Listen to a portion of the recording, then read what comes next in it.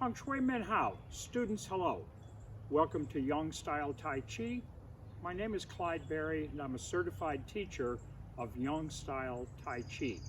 What I'm going to do in the next several minutes and over the course of these several brief tutorials is offer an introduction to a simple 16 movement form that will allow you to be able, without any special movements, any special clothing or equipment, to be able to practice the ancient art of Tai Chi, which will allow you to work on balance, flexibility, and range of motion.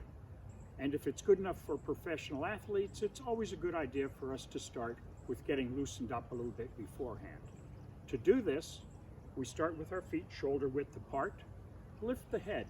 Feel as if it's a single thread being drawn up from the top. Drop the shoulders, sink the chest around the back, breathing quietly in and out through the nose. Drop the chin to the chest. Slowly raise the head up and bring it back down. I'm not going to spend this entire first session with warm-ups, but you should do each one of these about between 5 and 10 repetitions. Our next movement, loosening the neck, turn to the left, slowly inhale, coming across to the right, and come back to the left. Inhale and exhale. Now our next movement is one which has the most restricted range of motion, in which we go to the left, to the right, and come back to where we began. And again, back. Each one about 10 repetitions. Now combining all of those movements together, drop the chin to the chest, roll the head to the left, lifting it up, coming around, dropping it down, and come back, return to where we began. Do each one of those about 10 times. Now working our way on down, lift the shoulders, roll them back, opening the chest. Just loosening the chest up, loosening the shoulder joints. Sink the chest now, reverse the direction, rolling the shoulders forward, and again, about 10 repetitions of each one of these.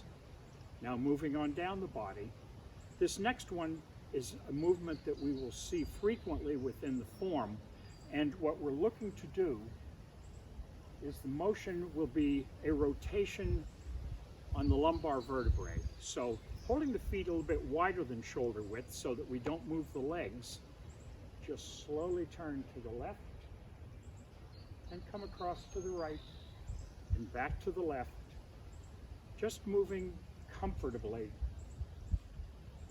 as we do this. Now for our next movement, we're looking to isolate. On this one you noticed the movement was from the waist on up.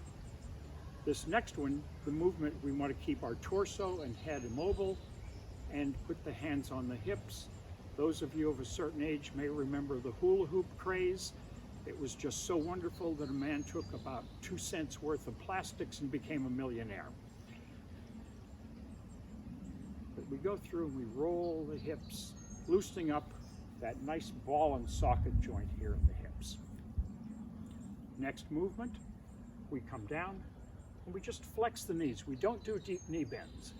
Deep knee bends I know were very popular when I was in high school and did sports.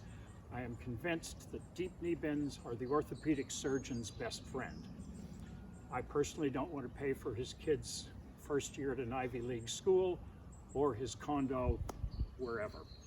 So our next movement, we go through, bring the feet back to shoulder width, turn the left toe 45 degrees, step forward with the right foot, bring the weight forward, reach out, interlock fingers, bring the weight back into the left foot, lifting the right toe, and push out.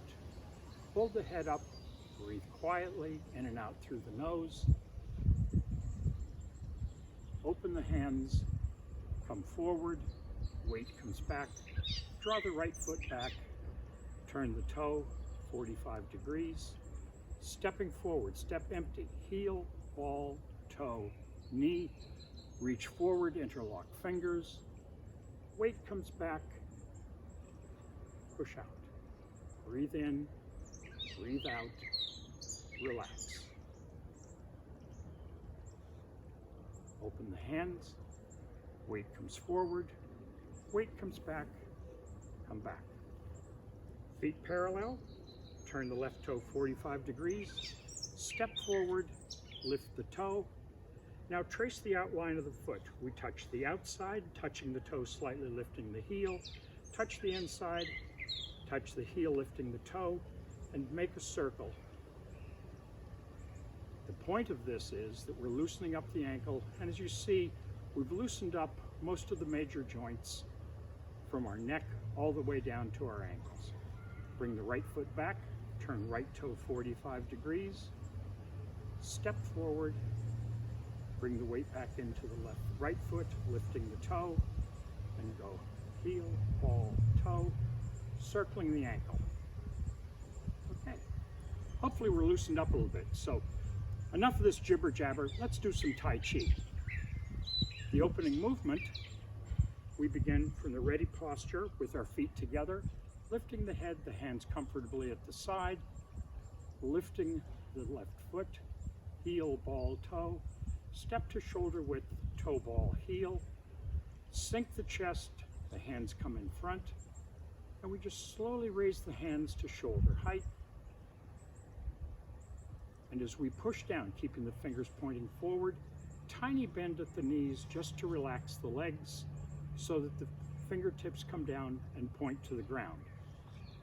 Think of this raising motion, and we're going to do a couple repetitions of this just so you get the flavor of it.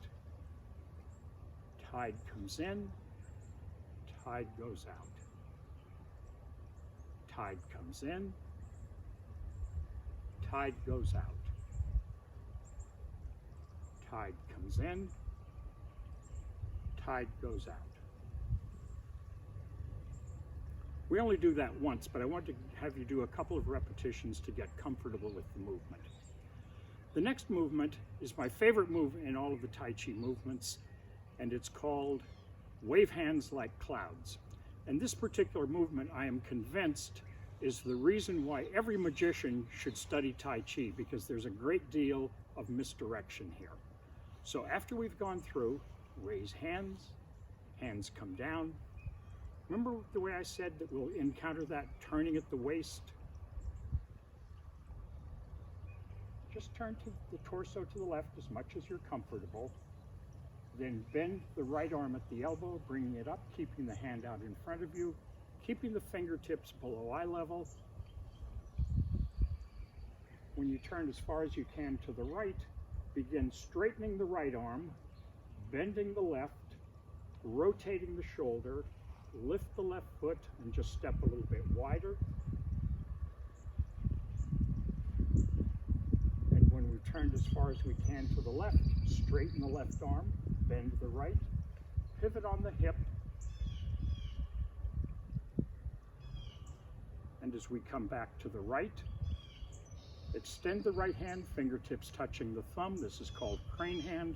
Lifting the left hand and left foot simultaneously, balancing, stepping empty, heel, ball, toe, knee. This position is the next movement called single whip. What we're doing here, you may notice, is it looks as if we're seeing a lot of arm movement, but really the only reason that my right arm moves from the right side of my body to the left is that it's conveniently attached to my shoulder, and I'm turning at the waist.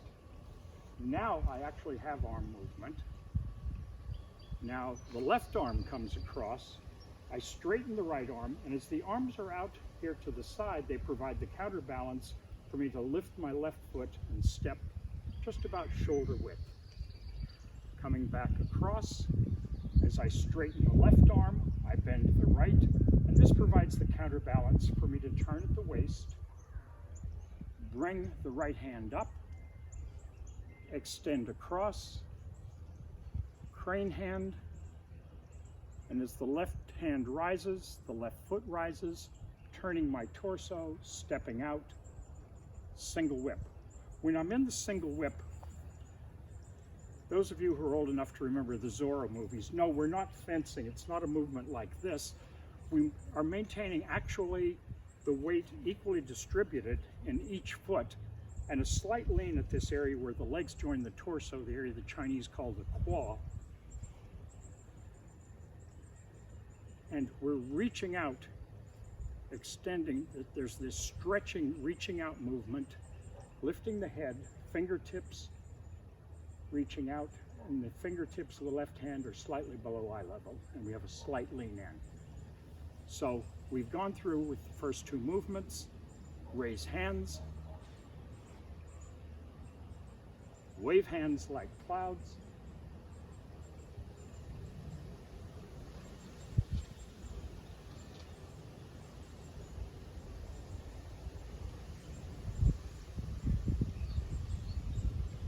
into the third movement, single whip,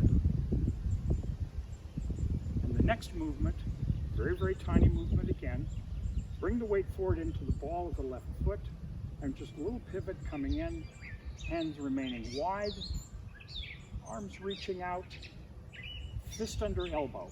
We go through, there's this sinking movement as the fist of the right hand comes under the elbow of the left hand.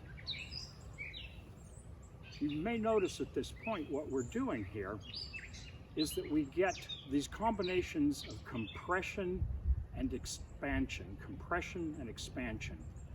The movement from fist under elbow into the next one is a prime example of this type of movement.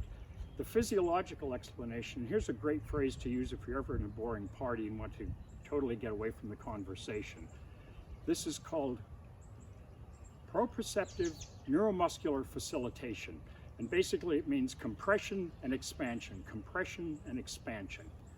So we come from single whip, the little half step in, turn torso, fist under elbow. White crane spreads its wings. With white crane spreads its wings, we go from the fist being under the elbow, sink the chest round the back, the left hand pushes down, the right hand rolls up, we lift the left toe touches the ground, the left heel slightly off the ground, and you see we're coming from, doing it facing the camera, we're coming from here, compression, to expansion. This is really nice. This is a good movement for being able to get this rotation in the shoulder joint to the hip and the expansion here across the chest. So let's go through and slowly go through and do, and this, by the way, is about the pace at which we move. So we come from prepare, begin, raise hands, slight bend to the knees, wave hands like clouds.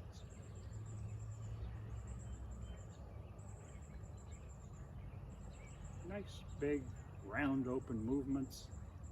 Stepping left.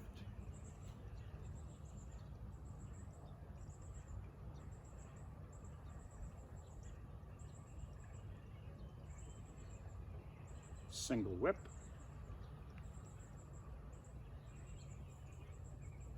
Fist under elbow. White crane spreads its wings. There you go, that's the few opening movements of the form. This is the first section. So what I'd like you to do to practice before we come in and when we move into I'm going to be doing a series of about 5 or 6 of these tutorials to get us all the way through the 16 movement form. But think about your posture, think about the slow movements, think about relaxed breathing as you're doing the form. I want you to relax, I want you to have a good time. Tai Chi is about helping you to relax, to get into a flow, it has been described as meditation in motion. And I find it to be very, very relaxing. And I come out here in the morning in my garden, do this. I have the sound of the birds over here in the distance. You may not be able to pick it up. It's the sound of my fountain gurgling along. I just need the natural sounds, and it's just ever so relaxing. So, until our next session, I salute you. I say students thank you. I say Tang Shui Xie Xie. I draw the hand back in. I thank you for coming. If you like what you have seen, what you've experienced here, please tell your friends, let them know about it. These tutorials are free. We're posting them here on YouTube. If you have a question or a comment, I'm hoping we're going to be able to have a comment section that will be open and available. Post a comment. I will go through and check on a daily basis and get back to you with responses. And welcome to the wonderful world of Tai Chi. This is Yang style, Y-A-N-G. I have studied under the current Grand Master, Yang Jun, who's the 6th generation lineal descendant of the founder, Yang Luchan. Yang style is the most widely practiced form of Tai Chi in the world today, and people do it primarily for balance, flexibility, and range of motion. Again, I thank you. I say, Xie Xie.